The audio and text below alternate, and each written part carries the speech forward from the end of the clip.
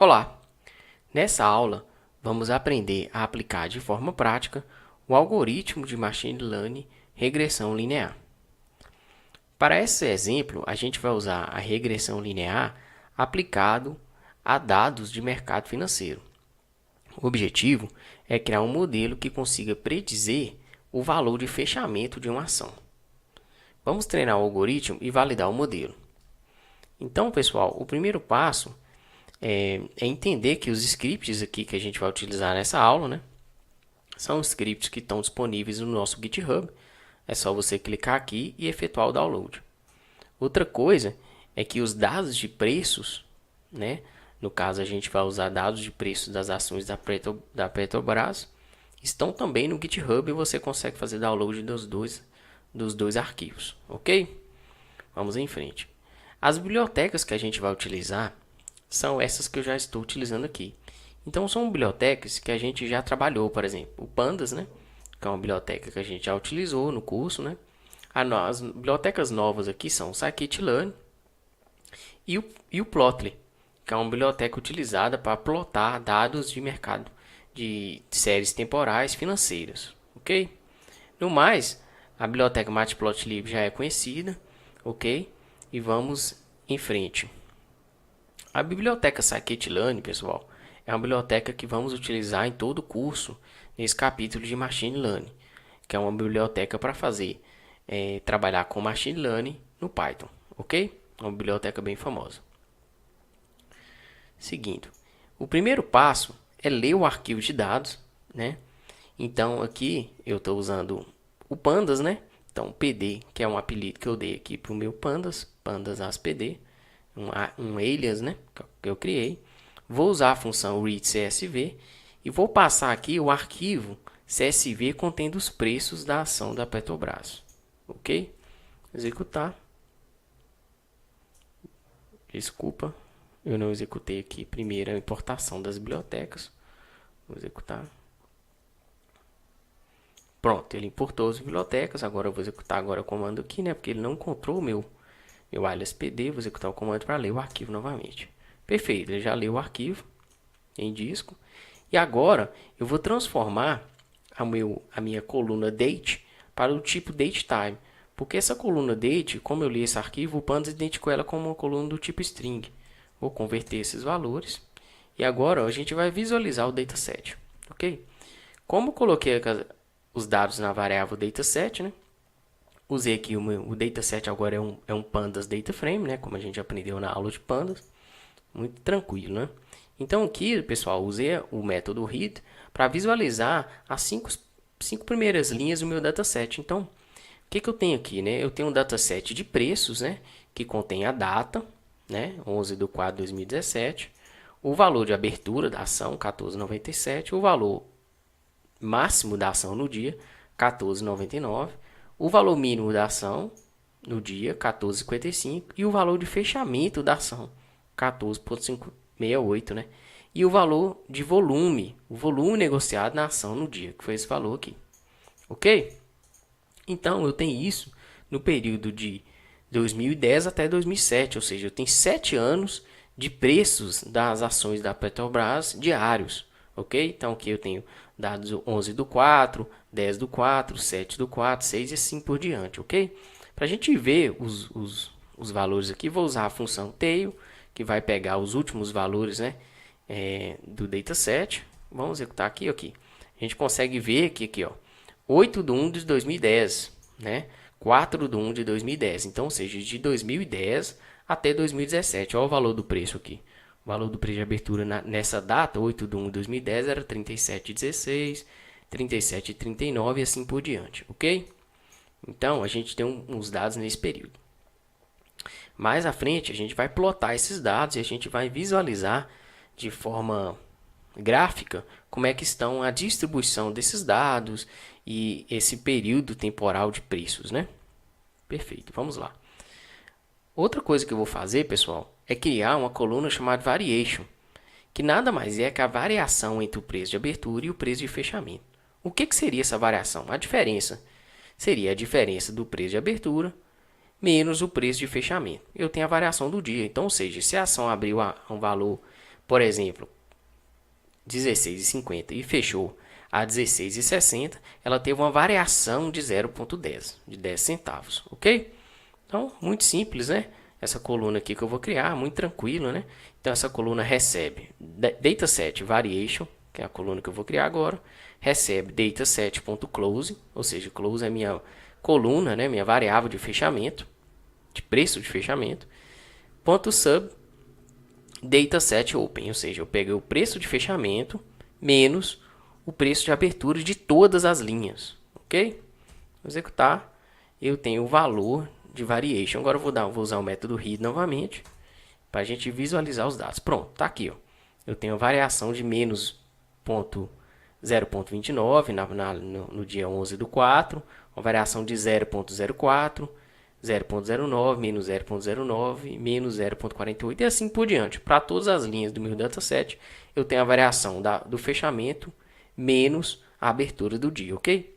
Isso é interessante para a gente visualizar o percentual de alteração do dia, tá? É quando a gente fala assim, a ação teve uma valorização de 1%, de 2%.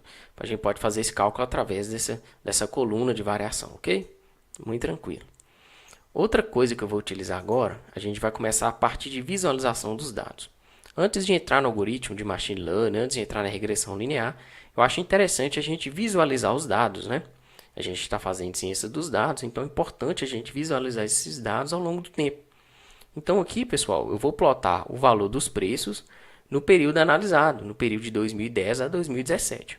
Para isso, eu vou utilizar a PyPlot, que é uma biblioteca para plotar dados temporais financeiros, que eu falei aí em cima. É essa biblioteca aqui que a gente importou, ok? Plot.gráfico. Beleza. Vamos fazer a execução. Então, como é que essa biblioteca funciona? Eu passei aqui, ó, criei uma variável chamada x1 e uma variável y1. Essa variável x1 recebe o conteúdo de dataset.date, ou seja, a coluna de data, né? E a variável y1 seria meu eixo x, meu eixo y, né? Recebe o valor de fechamento, todos os valores, ok? E aí, eu chamei essa função go.scatter, né? E passei o valor de x1 e o valor de y1. Ou seja, eu quero plotar uma dispersão desses dados, né, ao longo do tempo. E definir que as minhas configurações de layout vão seguir algumas configurações simples. Por exemplo, faixa de valores aqui de data vai ser 1/1/2010 até 11/4/2017. Ou seja, no eixo X eu vou ter os meus preços, né? E no eixo Y eu vou ter o valor, desculpa, no meu eixo X eu tenho as datas, né? Essa faixa aqui de 1/1/2010 até 11/4/2017. E no meu eixo Y eu tenho o valor, né, das ações, o preço de fechamento nesse período, ok? Em seguida eu coloquei isso tudo dentro do objeto chamado fig, que recebe um go.figure, que é um método de figura. Passei para ele os dados que eu defini aqui e o layout que eu defini aqui, ok? Vamos plotar para a gente ver como é que fica esse gráfico. Veja que interessante, pessoal. Ele plotou para mim aqui os dados temporais, né? Então, no eixo X eu tenho aqui os meus dados de data, né? 2011, 2012, 2013 até 2017. E no meu eixo Y eu tenho o valor de fechamento. Então, perceba que essa biblioteca é uma biblioteca interativa, de forma que a gente consegue passar o mouse aqui, ó, sobre as linhas, sobre a linha, né, no tempo, e a gente consegue ver o valor de fechamento. Então, aqui é possível perceber que em 2010, né, janeiro de 2010, a ação valia 36,36, né? E aí a gente vê claramente que essa ação vem caindo ao longo dos anos, né, ao longo dos tempos, e valendo cada vez menos, até chegar aqui no valor menor né? O valor dela menor foi 4,20 alguma coisa, né? E hoje, né? Hoje não, né? No período de março de 2017, ela estava nesse valor de 14,94, ok? Então essa é o nosso dataset, nossos dados de preços que a gente tem, que vão ser os dados que a gente vai usar para treinar a nossa regressão linear, ok? Dados de 2010 até 2017. Vamos em frente. Então essa foi a primeira visualização dos preços ao longo dos anos, ok? Agora vamos aprender a plotar os candles. O que seriam os candles? Os candles seriam os gráficos em formato de barras, né? Então, quando a gente está trabalhando com dados financeiros, né, de ações, a gente utiliza candlesticks, né, que são os gráficos em formato de velas, né, onde a gente tem um eixo superior e um eixo inferior e tem um corpo dessa vela. Então, quando a gente vou plotar o gráfico, vocês vão ver como é simples essa representação, ok? Então, aqui, para não ter que alterar meu dataset, eu defini outra variável chamada dataset2, que recebe dataset.read, ou seja, eu quero as 7 primeiras linhas apenas, para facilitar, né? E passei para a função go.candlestick. Essa função, o go é a minha biblioteca Plotly, né, que eu mostrei anteriormente. E ela contém um método chamado candlestick, que é um método que vai plotar os candles para mim, né, os gráficos de vela, ok? Esse método candle recebe o valor de x, né, que é o valor de x vai ser a data, né, vai ser o período de tempo, e eu vou passar o valor de abertura, open, recebe a dataset.open, high recebe dataset.high, low e close assim por diante. Então eu passei o valor de abertura, máxima, mínima e fechamento do dia, ok? Para dentro dentro do método go.candlestick, em seguida coloquei isso aqui tudo dentro de data, ok? Perfeito. Por fim, eu plotei data, né? E defini um nome de um arquivo aqui, caso eu queira fazer download. Vamos executar. O que ele gerou para mim? Olha que interessante. Agora eu tenho gráficos do tipo candlestick. Os gráficos do tipo candlestick são gráficos do tipo vela, pessoal. Onde esse corpo superior aqui, né, são as velas. E essas linhas aqui são os eixos onde eu tenho o valor máximo, 15 e 16. O valor de abertura, o valor que a ação fechou, o valor máximo e o valor mínimo da ação. Ok? Então, os gráficos de candle são utilizados no mercado para avaliar a ação de preços, né, para estratégias de análise técnica e assim por diante. Então, com essa biblioteca é bem interessante, a gente consegue plotar os candles, né, assim como os analistas de mercado financeiro conseguem visualizar os dados de preço, né, e trabalhar com isso, a gente também consegue plotar da mesma forma, ok? Então, aqui, ó, a ação abriu caso 61, fechou a 4,70, mas teve uma máxima de 4,14,9 e uma mínima de 14,6, ok? Bem tranquilo, né? Esses são candles dos 7 últimos dias, né? 7 últimos dias dos preços da ação. Agora, eu vou plotar para ficar, a gente tem outra visualização, os candles dos últimos 6 meses, ok? Que nada mais é que a mesmo código, a diferença aqui é que eu peguei 180 preços, né? Ou seja, os últimos 180 preços dados do meu data frame dataset, eu coloquei tudo aqui dentro de dataset 2, ok? Vou executar, é o mesmo código anterior, a diferença é só a quantidade de dados. Vamos ver. Olha que interessante. Agora eu consigo ter quase aquela representação, né, ao longo dos anos, né? Agora ao longo de 6 meses, mas são candlesticks plotados durante 6 meses. Então a gente vê que essa biblioteca é bem interessante, né? Ela é interativa e a gente consegue visualizar isso aqui, ok? Essa biblioteca é interessante caso a gente queira salvar esse gráfico online e assim por diante. Se você se interessar mais por essa biblioteca, basta pesquisar aí a biblioteca Plotly, ok? Para mercado financeiro, essa biblioteca é bem interessante. Eu consigo definir uma faixa aqui menor na qual eu quero analisar, né? Dar um zoom aqui num determinado período, ok?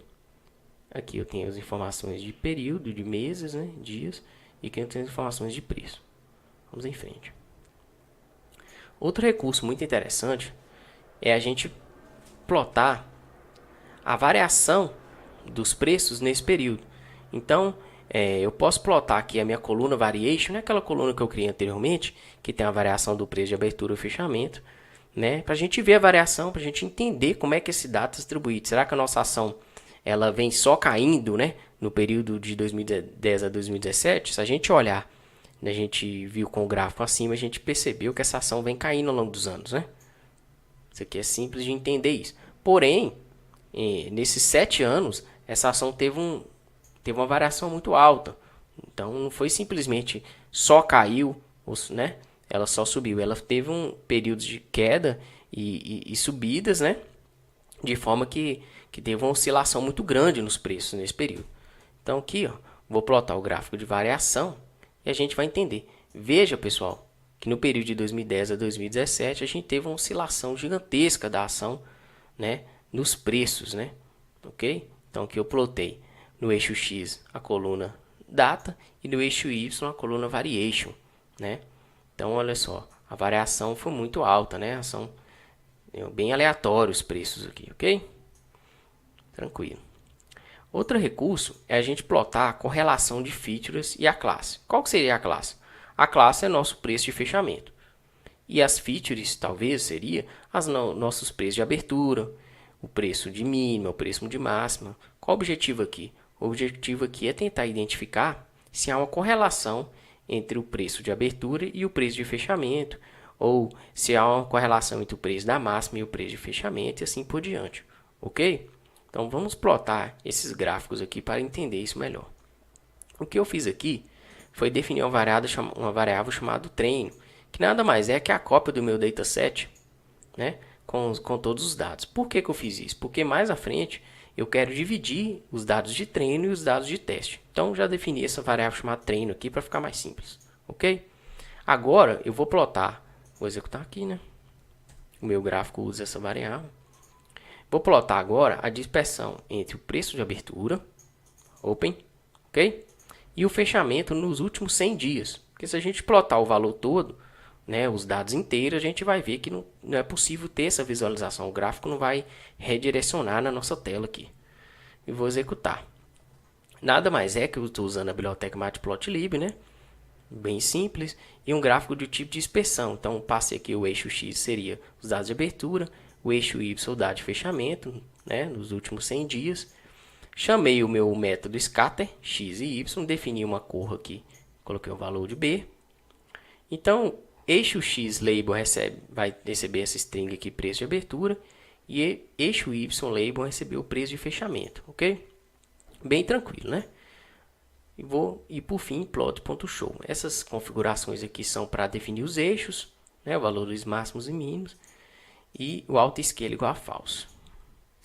Executar. Veja que eu tenho um gráfico bem simples, mas já me mostra uma coisa interessante, né? Nos últimos 100 dias, eu posso perceber que o preço de abertura, à medida que aumentava esse preço de abertura, ele tende, né, a aumentar também o preço de fechamento. Pode ser bem simples essa representação, porque pode ser que nos últimos 100 dias a ação só subiu, né? Ou teve uma subida, um período de subida, ok? Mas a gente poderia... É interessante esse gráfico de dispersão para entender se há uma correlação entre essas duas variáveis. Vamos executar esse mesmo código para as outras variáveis, né, do nosso dataset para entender se há uma correlação. Ok? Por hora, vou interromper esse vídeo aqui para não ficar tão grande a nossa aula. Vamos continuar na próxima aula. Ok? Um grande abraço.